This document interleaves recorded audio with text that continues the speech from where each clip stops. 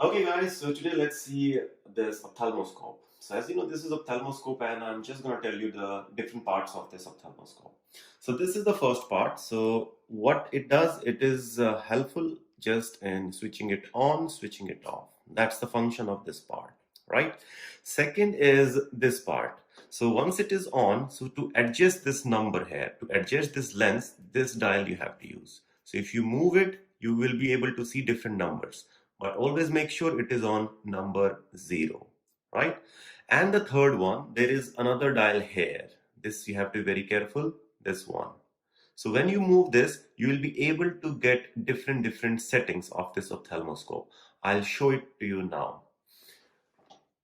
So as you can see, now the light is off because you will be doing this examination in dark room only. So switch it on, switch it off.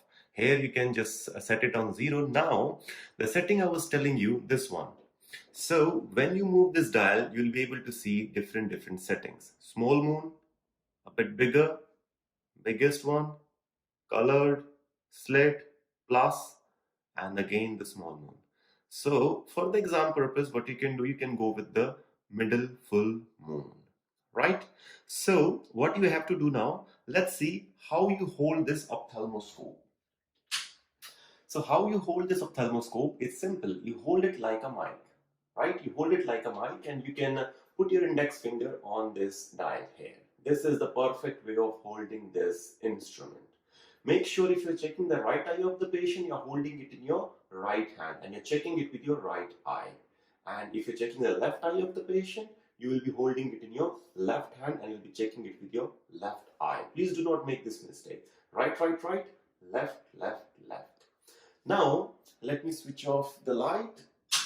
Now, so why I told you to put it on middle full moon? Because before we check the fundus, we need to check the red reflex. So what we do in the red reflex, again we'll be holding it in this way in the right hand like a mic, and as I'm checking the reflex in the right eye, so I'll be holding it in right hand, right eye, and I'll be roughly at 1 arm distance from the patient, right? And I'll be able to check the red reflex. There will be a red dot that you'll be able to see in the patient eye. Okay, so after you're done with the red reflex, so what we have to do, we have to check the fundus. So same way as you're checking the red reflex like this, so what we do, we go close to the patient. Right, left, left, left.